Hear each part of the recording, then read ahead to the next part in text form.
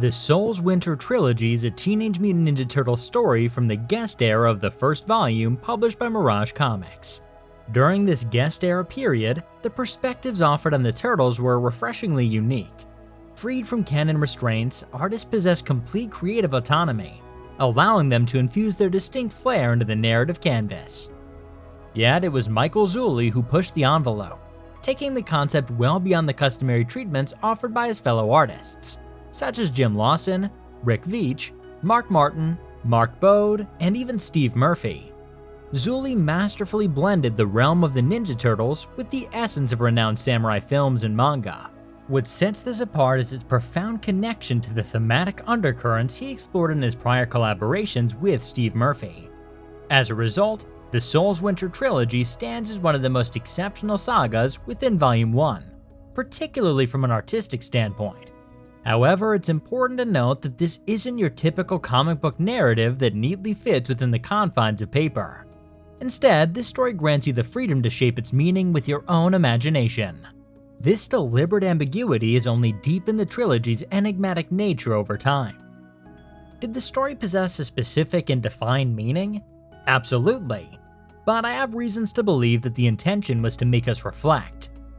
Do you know what's the sound of one hand clapping? This was a classic Zen riddle that had no logical answer. It was an exercise designed to provoke contemplation and transcend ordinary thinking patterns. In other words, the purpose of the riddle wasn't to come up with an answer, but to practice contemplation and the transcendence of mundane thought patterns. Keep this question in the back of your mind. I'll return to it later. Now let's explore how this story ended up being the way it is.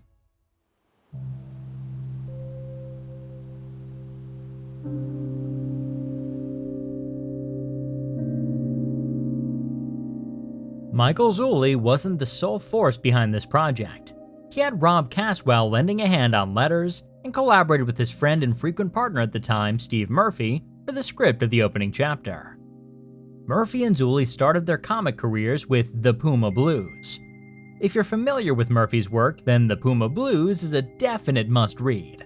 It's the story of Javier S, a US agent stationed in Massachusetts responsible for collecting pH samples to monitor acid rain effects and dealing with mutated animals.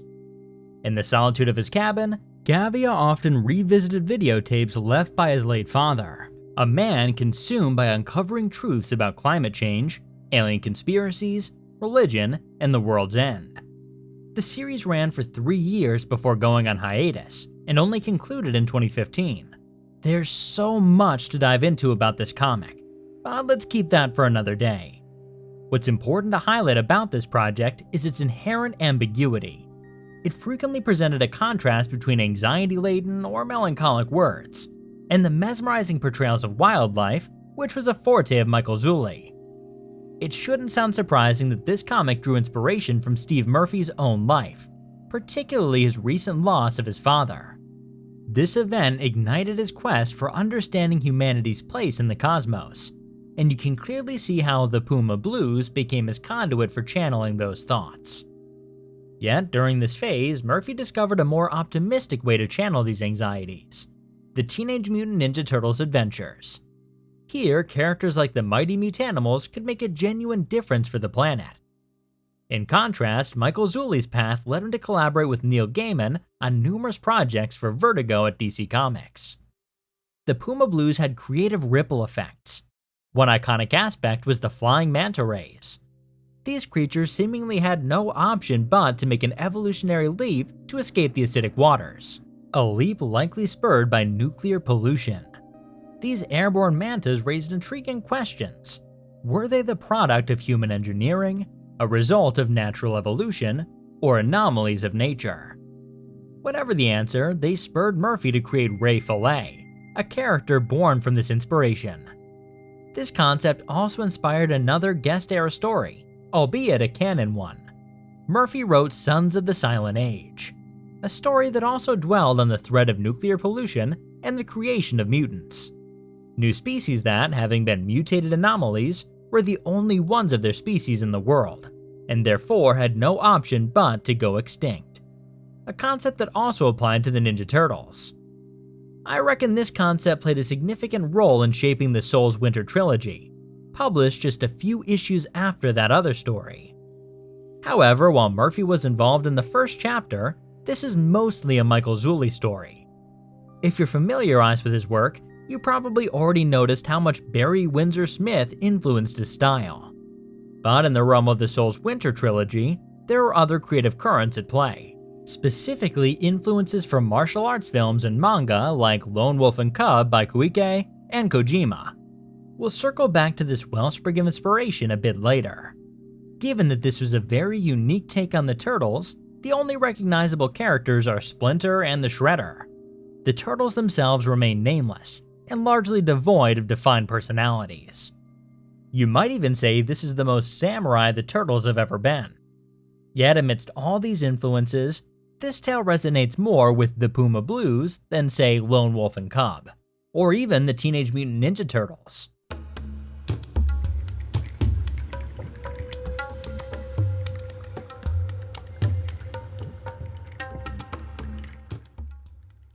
In this tale, Shredder, the embodiment of the kingdom of humankind, was on a mission to wipe out beings like Splinter and the Turtles, freaks of nature that were not animals or human.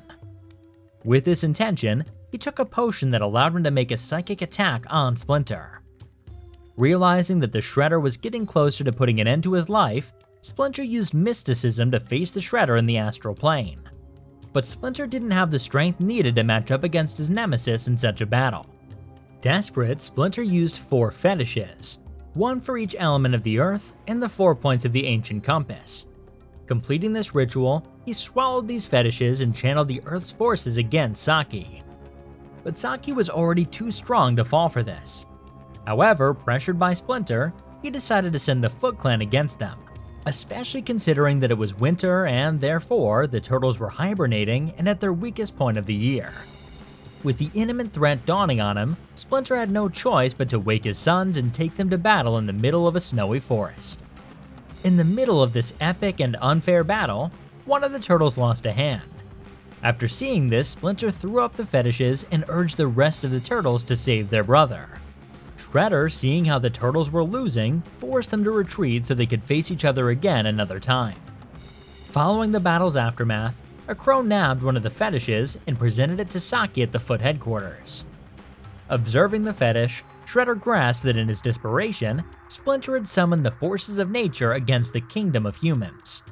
And since Splinter didn't belong to that realm, he would become prey to those forces as well. The force of the fetish nearly demolished the Foot headquarters. Recognizing a shared adversary, Shredder chose to aid the Turtles in weathering their encounter against these hostile forces. At the Turtle lair, Splinter was trying to invoke the Great Animus to spare his son's life. The Great Animus was some kind of god, probably representing the animal kingdom or death. And when I say death, I mean it as a force of balance in the universe. I'm not going to explore the Jungian archetypes of duality here. Instead, I'll just mention that in Latin, animus means spirit or mind. We'll go into more details about animus later. Splinter invoked animus without knowing the proper way of doing so, basically offending the god. Given Splinter's lack of decorum and his behavior akin to that of a man, Animus rejected his plea for aid. Shredder arrived some moments later to place something intangible inside the injured turtle. Something that, depending on his willpower, would give him an edge on his upcoming day of judgment. Splinter was intrigued as to why the Shredder decided to help them. Shredder then replied that he chose to help because everything that was beautiful bled. At that moment, emerging from the remnants of Shredder's apartment, a malevolent crow appeared, dubbing itself Desolation. Splinter was clearly worried, still considering himself a part of the animal kingdom. He urged the turtles to leave their lair after it was invaded by a human. But it was too late. Desolation, a trickster and messenger of the Great Animus, found them and got themselves inside the injured turtle. After seeing this, Splinter realized they needed to go back and wait. At this point, it's clear that the injured turtle's on the brink of death. The rest of the story unfolded inside the turtle's soul, where Desolation pushed him to pick which species he wanted to belong to. After all, he represented a new species, and his future was up to him. Given the options of life and death, the turtle picked life. The consequence of this choice was that he woke up, now healed, and informed his family that he'd attained freedom. But free of what? Does this mean that the turtle was now part of the human world? More on this later.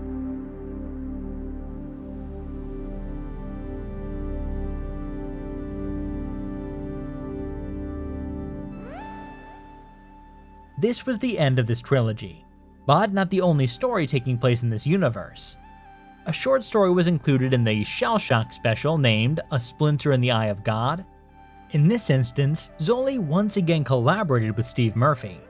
The focus rested on Splinter, who, in a state of meditation, embarked on an exploration of the paradoxical riddle, what is the sound of one hand clapping? Throughout his meditative journey, he initially found himself in the polluted human world, subsequently experiencing tranquility within the animal kingdom. For Splinter, being in touch with his animal nature signified a sought-after state of peace. Could this tranquility embody the sound of one hand clapping? Regardless of the interpretation, the great animist took him by surprise, reminding him that death too encapsulated a form of peace. This revelation led him to ponder the profound lesson he's absorbed, that peace and death represented equilibrium. In a world afflicted by pollution, maintaining balance has become an incredibly delicate need. Most importantly, Splinter's referred to as Animal Man in this story, reinforcing the persistent theme that he doesn't squarely fit into either category. If Splinter exists as an anomaly, a deviation, then it's understandable why his demise would restore equilibrium. Splinter and the Turtles emerge as outcomes of human errors, and thus find no place within this world. One thing I could think about this riddle in this context is that without the other hand, there is no clapping. Therefore, there may not be peace without death. Then again, Zen masters often use this question to help students break free from the confines of dualistic thinking. So any answer would do, as long as it makes you think. Two other stories are included in the collected editions of the Soul's Winter trilogy. But despite being made by the same creative team, their place in the same universe is quite ambiguous.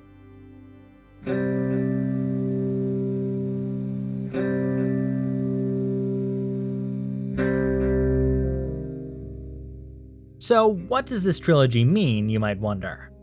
Well, the strongest theme is that the turtles are an anomaly. Nature doesn't recognize them as theirs, and humans consider them a mistake.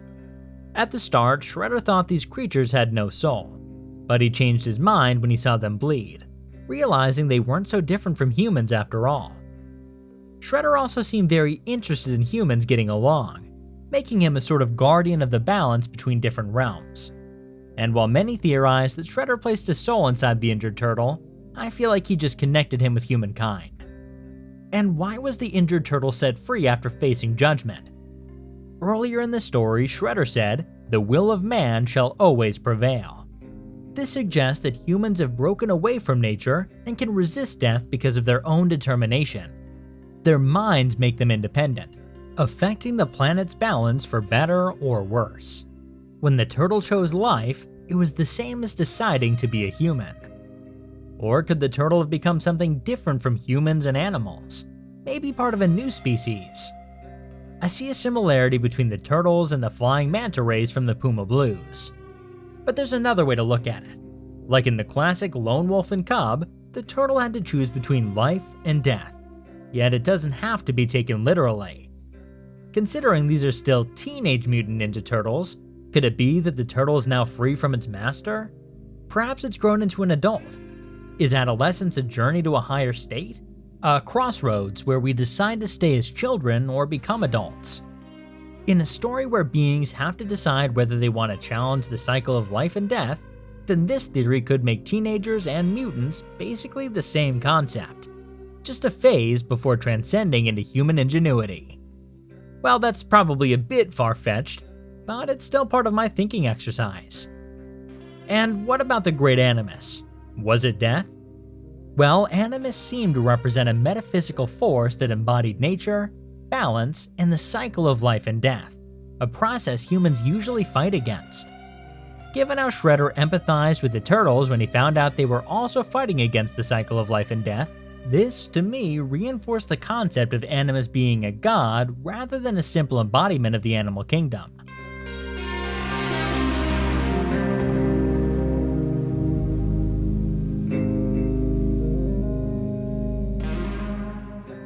As I mentioned before, Zulli's art has many influences. Still, because it's a more grounded version of the Turtles and Splinter, he completely changed the tone of their story. According to Kevin Eastman, this story was one of the inspirations for the Turtles' redesign in the 2014 movie. If that's true, they should have also captured the story's mood and depth. If you're interested, I suggest checking out a black and white version of this story. I think it was reprinted just once in 2007 by Mirage. IDW reprinted these stories in color. The color was done by Digicore Design Limited, but personally I feel like they didn't capture the essence of the original material.